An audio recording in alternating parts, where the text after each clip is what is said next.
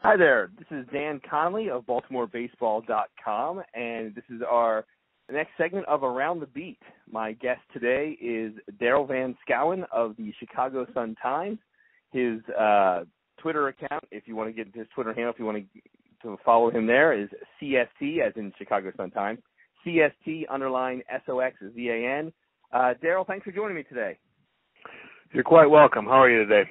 Great. I'm not stuck in a Toronto hotel room, so I'm good, and I really do appreciate you coming on with me here. So let's just get right to it. The team that you are covering, the Chicago White Sox, are coming into Baltimore for a 4-game set on Thursday, and they are the best team in the American League. It's kind of hard to believe that.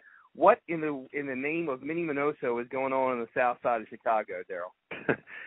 It really has been kind of remarkable. I think we expected a better team after they finished with 10 games under 500 last year. They did make some changes in the off season. They added some veterans, and we knew they had a nice pitching staff, but they played such a kind of a poor brand of baseball last year. Defense was bad, base running not very good. And this year with they're actually different at it's 3 infield positions and 2 outfield positions, because Adam Eaton moved over from center field to right. They brought in Austin Jackson to play center, so they actually improved at 2 spots defensively in the outfield, and then with Todd Frazier at third, Rollins playing shortstop most of the time. Is a new guy, obviously, and then Brett Lawrie playing second base, and then they have a completely different catching tandem. It really has a different look, and it's turned out to be better, defensively and fundamentally. And the pitching has been, I think they lead, they lead American League in a lot of categories, including ERA.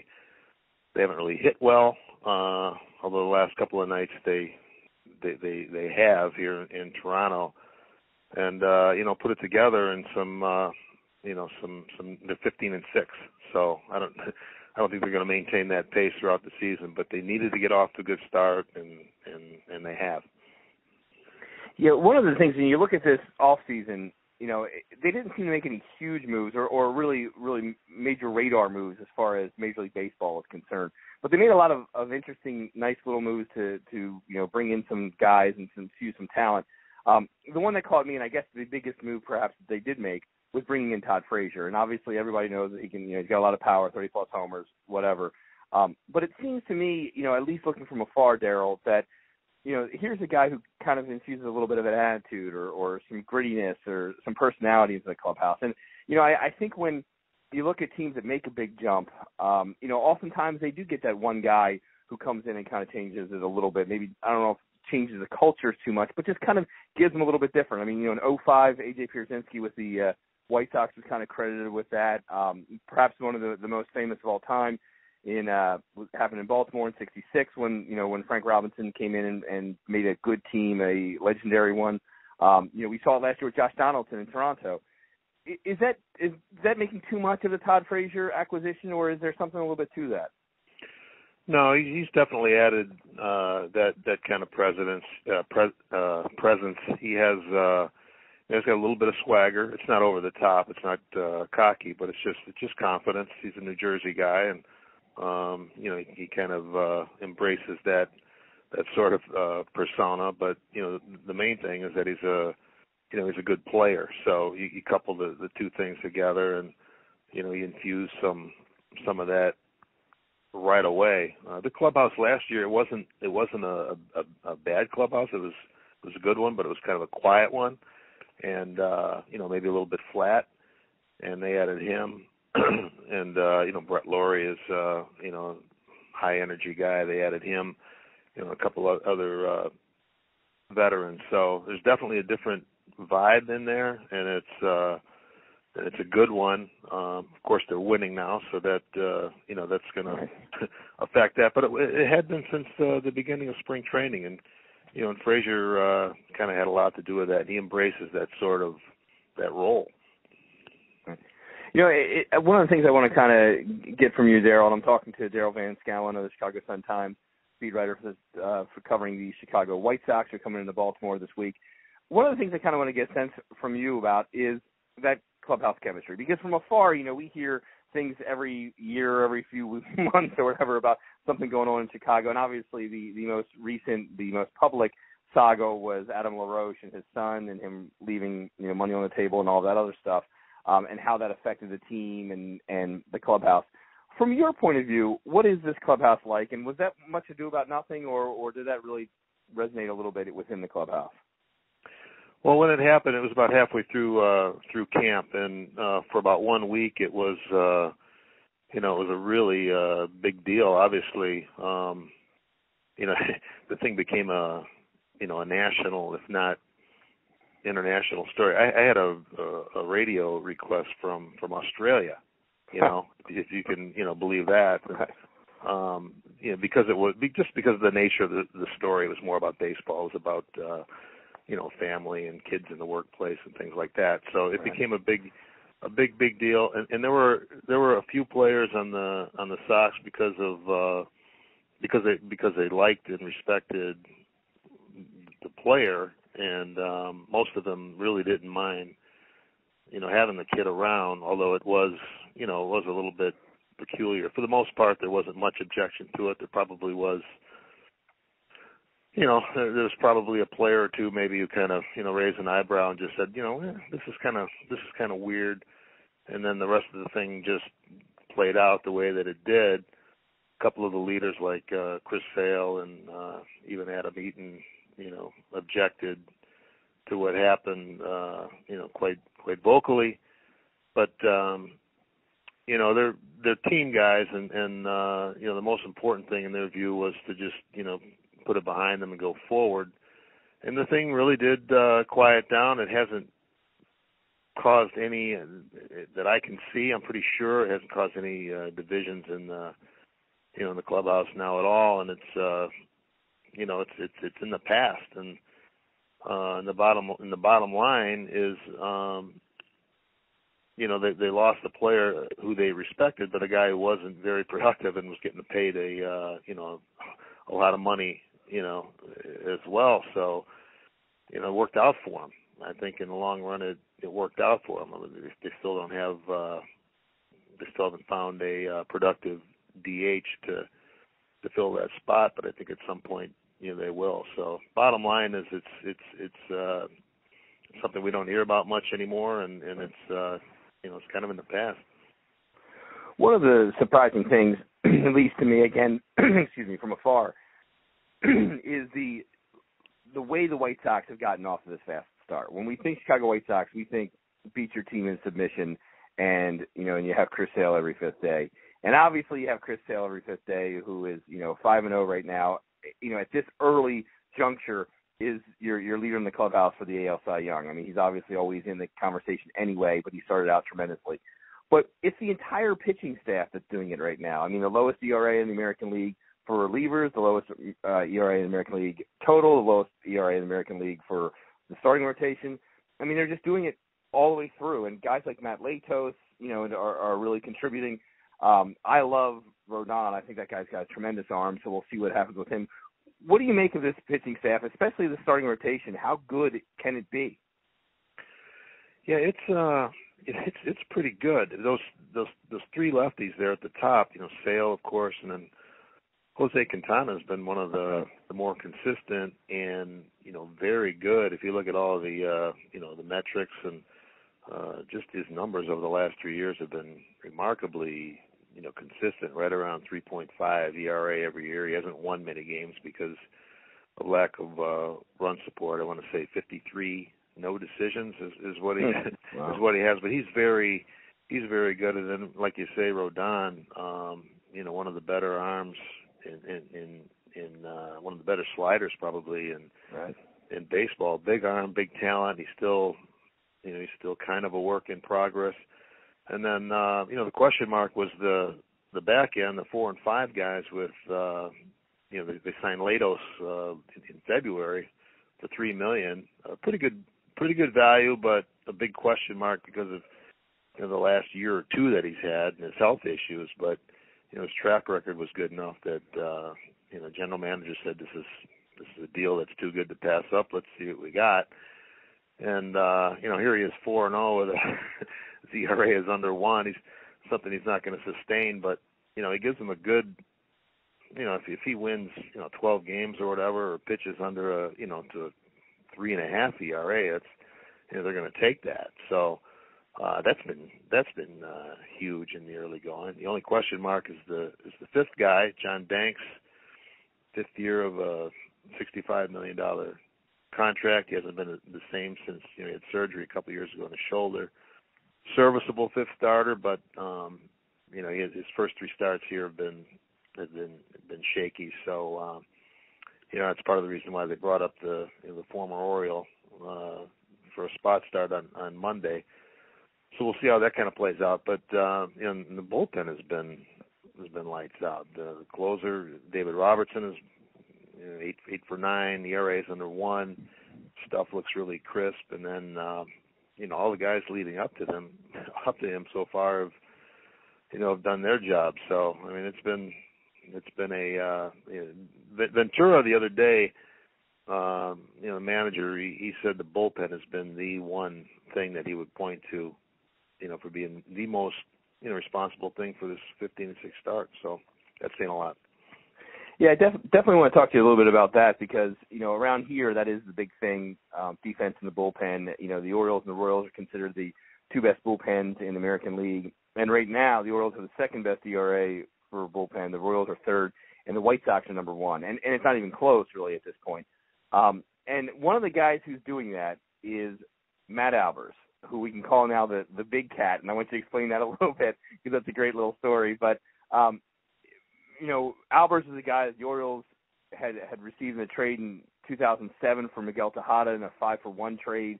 At the time, I was talking to an evaluator of the Astros, and he told me that he thought longevity-wise that Albers could be the best of the group. And indeed, he's the only one that's still in the majors now of that 5.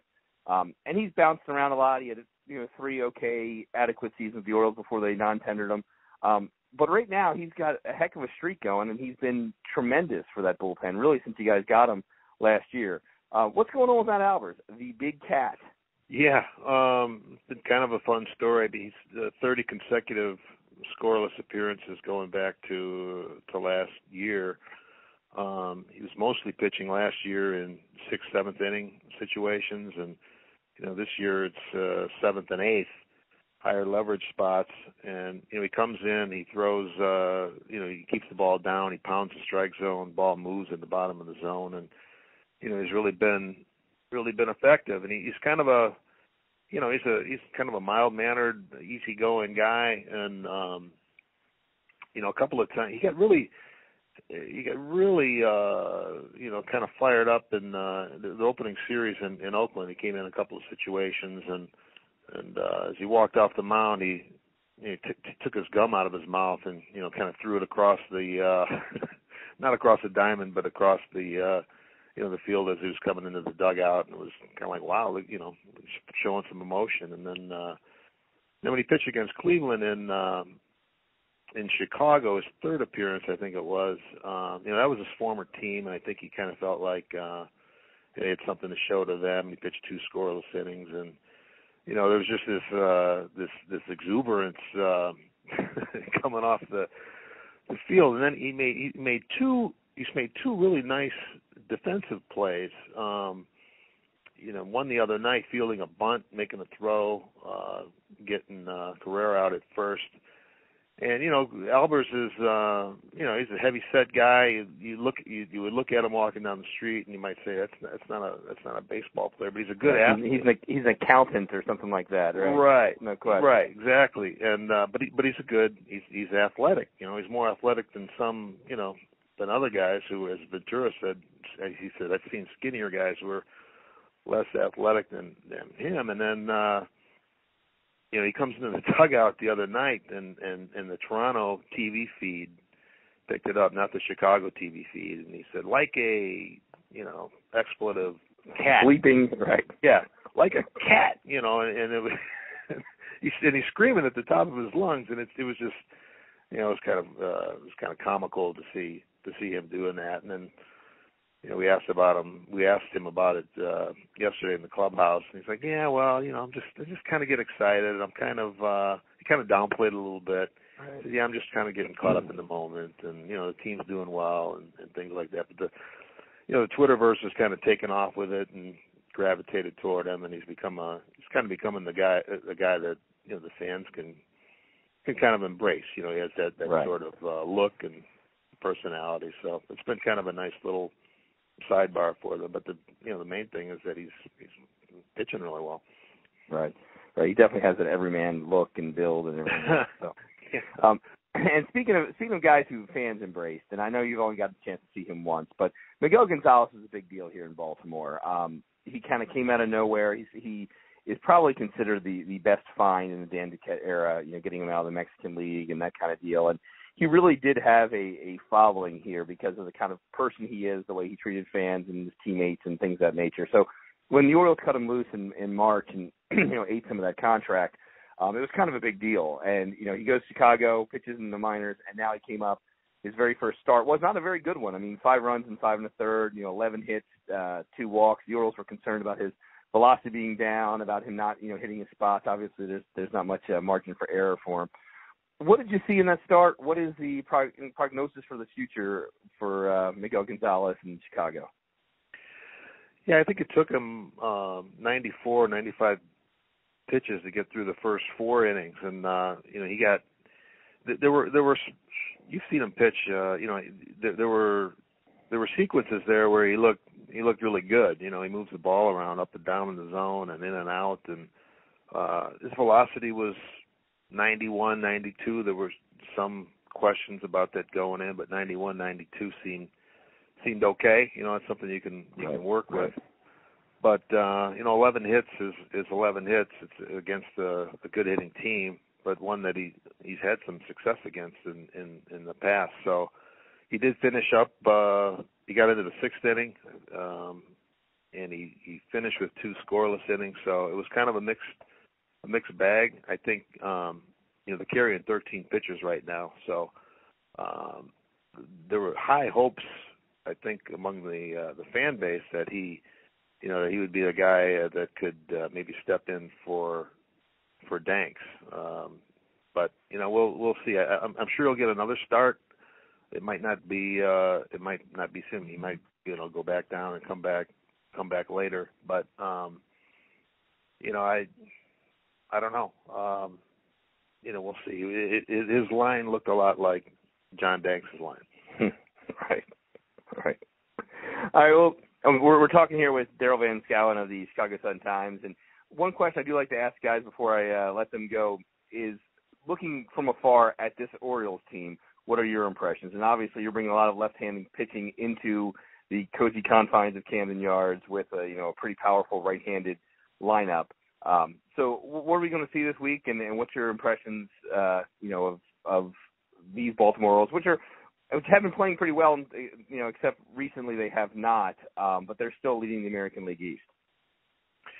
Yeah, I mean, the Orioles are, they're always tough. I guess it seems like maybe lately they haven't been, they've been leaving some runners out there. They've been leaving some runs on the board. I think that's maybe been catching up to them, but kind of a surprise. And they had that whole Fowler thing was kind of a wacky, story in spring training. Here he ends up back in Chicago again. They obviously have one of the better managers in baseball. So,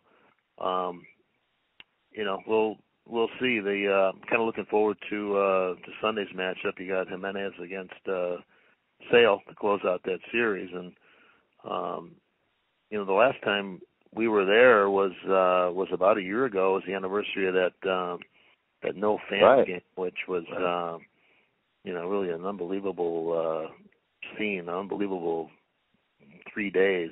So, and that thing kind of set the Sox in a bad direction too. They sat there for a couple of days not doing anything. Right. Then they had that goofy game, and Samardzija got lit up in the first inning, and their stands cheering from behind the fence, and it was just so eerie and surreal. So I'm sure the Sox are looking forward to getting back there in more of a normal setting. And they remember that thing kind of as it turned out that kind of set their season in a bad direction. Yeah, I think it was definitely weird for all of us there, and I mean it was just kind of a bizarre, week leading up to it and everything else. So we'll be back, and they'll be back for the anniversary. If I'm not sure there's going to be any balloons or anything, but it'll certainly be something that we will mark. So I want to thank you, Daryl. Just again, we're talking to Daryl Van Schouwen of the Chicago Sun Times. I'm going to throw his Twitter handle at you one more time. Follow him. It's CST_SOXVAN. Daryl, again, I really appreciate it, and we'll look forward to seeing you to the yards this week. You're welcome. We'll see you. All right, thanks. Bye-bye. All right, take care.